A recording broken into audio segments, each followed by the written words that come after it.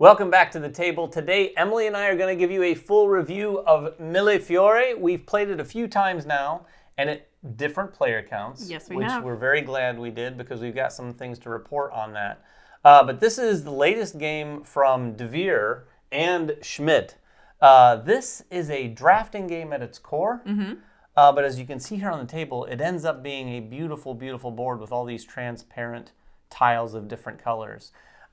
This is effectively, if you've ever played games like, say, a Seven Wonders or something like that, or more specifically, there's an old one called Medieval Academy that this definitely pushed some of those buttons for me because at its core, like I said, it's a drafting game where you're drafting, you're playing a card, and then you're using that card to interact with different sections of this board, much like Medieval Academy. But in that one, you're mostly kind of going up tracks. This one, it's like almost separate little mini games that are happening on the board.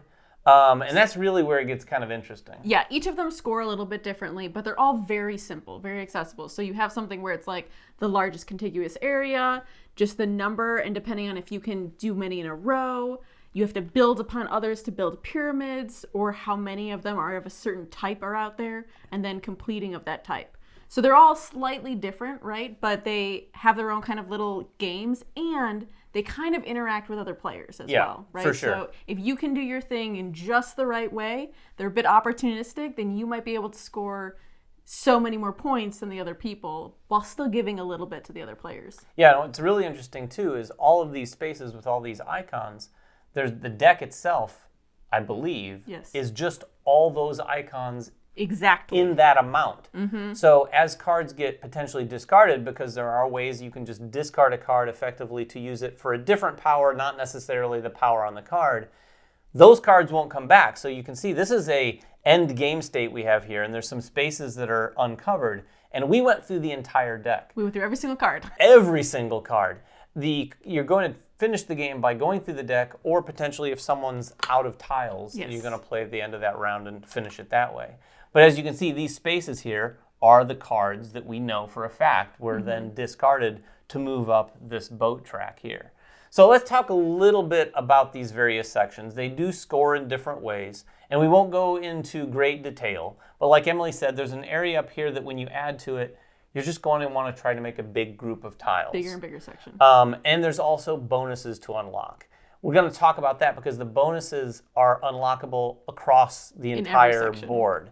In this one, you want to surround one of these little sort of diamond star shapes with tiles. Now, it doesn't have to be all of your tiles. Correct. This is where that timing she was talking about comes in, because someone might put one here, one there, and then there's a space for you to place. And you can place there and you get a bonus action. Now, how do the bonus actions work, Emily? When you take a bonus action, we're going to have a pool of bonus cards at the side. And so you can take any one of those that you want. So you might want to wait too for timing to say, like, right now all the bonus cards are of this type, but I don't care about that one as much. I'm going to wait until there's a key, because what I really want is another key to time it exactly right.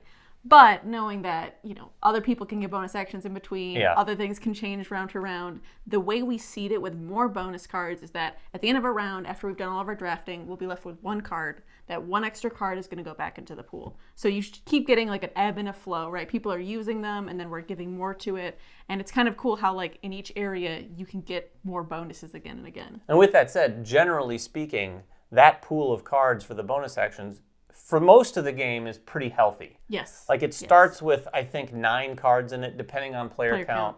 And then, like she said, there's going to be more cards added to it. And I think towards the end of the game, it started getting eaten up. We ended up using our whole thing. Yeah, it was crazy. We not only used all those cards, but all the bonus cards as well. But it makes it really interesting. And like I said, you get it surrounding here. On this track over here, you're going to get it once you've covered up certain numbers of different values on that track, which are generally points, but once you've covered 3 of a different value, you get a bonus point, or a bonus action. Down here with these sort of pyramid-esque sections, you're going to want to place the last piece on one of the tops of the pyramids to get a bonus action. Across the bottom here, there are bonus actions along this boat track that you can kind of, these are the ones you can control a little bit more, in my opinion. Because when you play a card, if you don't want to use the action on the card itself, you can simply, all the cards have little numbers in the top that can be used to sort of, I think, navigate or push your boat down this track.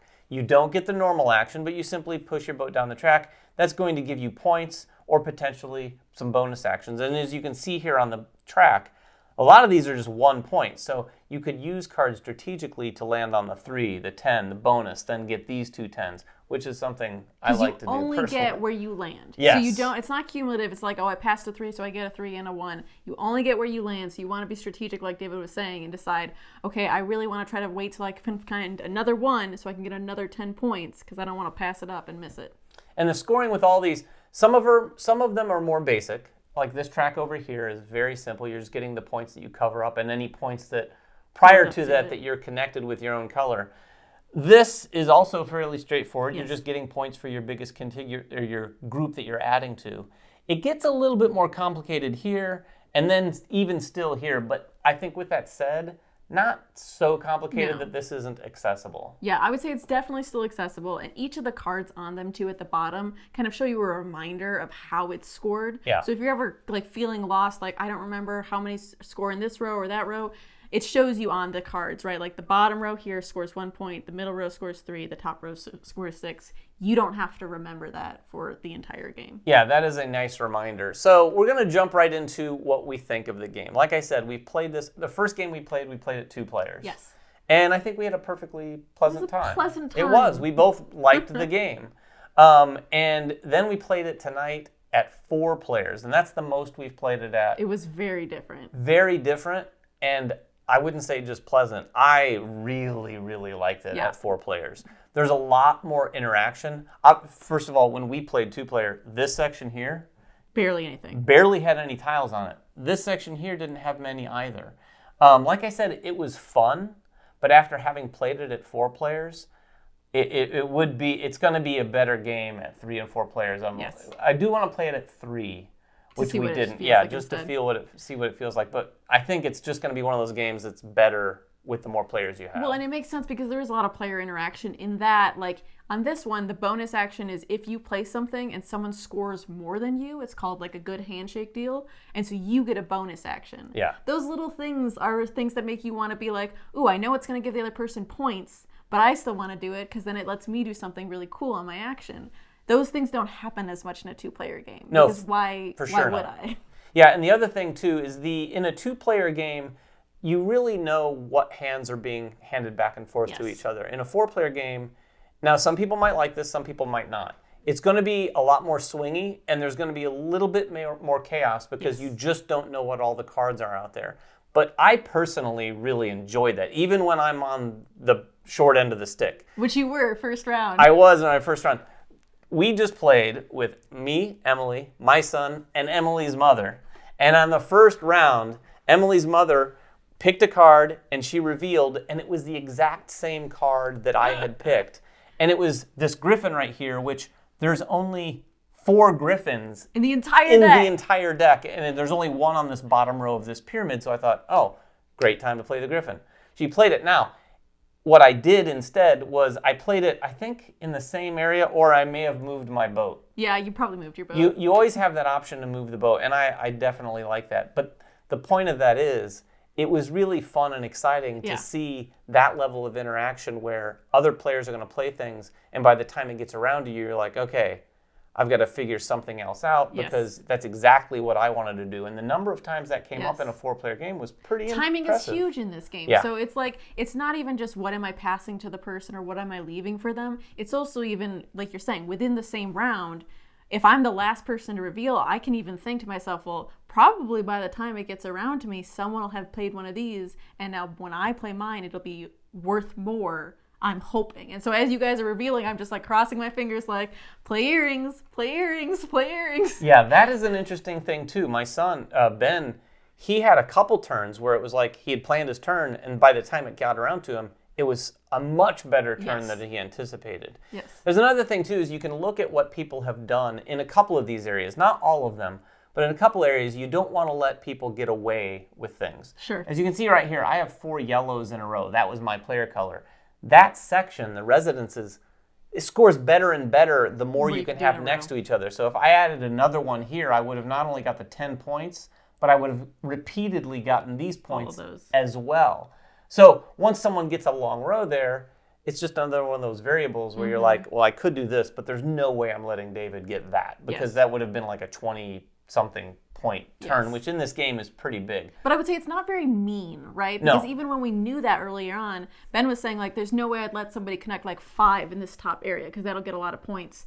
But then he did. Yes. We did. It did end up happening. Like, it's not so cutthroat that you're like always hate drafting people because there are some better opportunities for you to just way outscore people with a huge move if you can make some combos come off. And that is one thing I'll say about this game. It is very swingy, right? Yeah. You can score a turn where you're scoring 2 points, and the next turn you're scoring 30 points. Yeah, and so that's one of the things I would warn people. If you don't like swinging games, I think we played it with a great group tonight. Yes.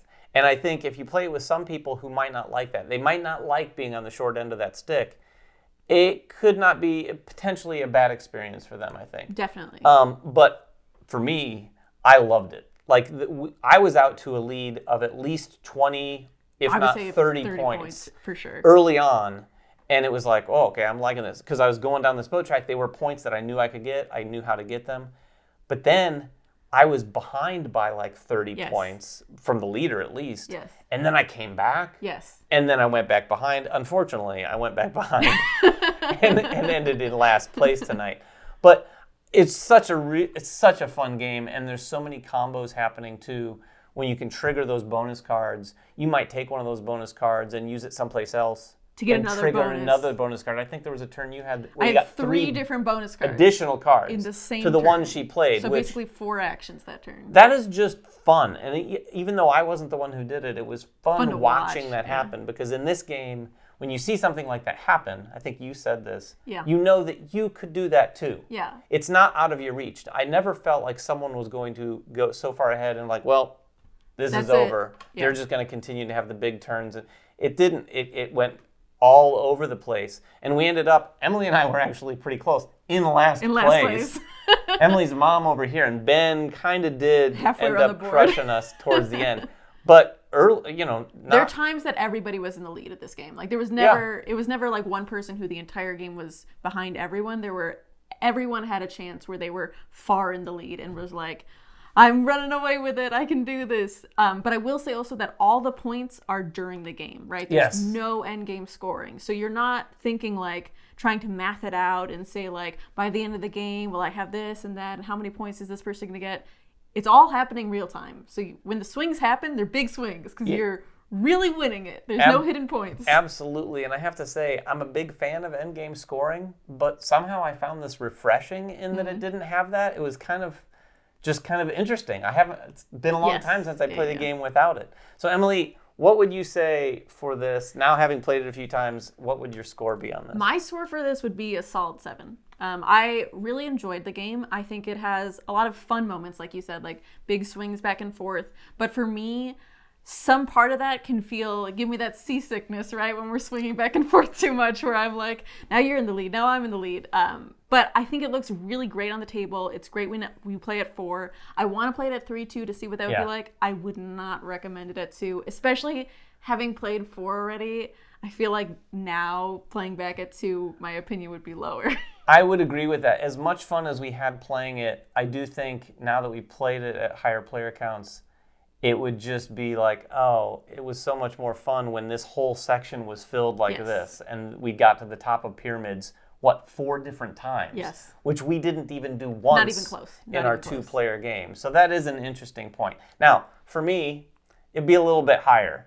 I'm going to rate this a 9. A 9. Now, that is a 9. It's a good score. For me. When I think about how I rate games and other games I would put in this category, I think of accessible games like Azul.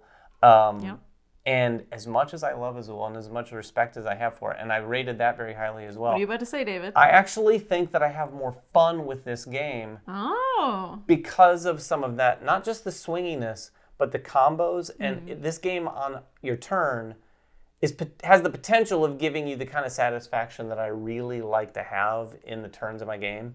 And then by the end, when it's all over, it is so beautiful to look at. And I think no matter what, at least with the group we had tonight when we played this, scores were wild. I mean, you and I finished last, but we had fun. Yes. And above all, that's my number one thing with the game. So it's a 9 for me, for sure. There you go.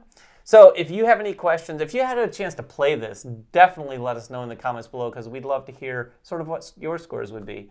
But if you have any more questions about how the game plays, because I know we did kind of gloss over the overview, please put those in the comments below as well. Of course, until next time, make sure everyone has fun at the table, and we'll see you then.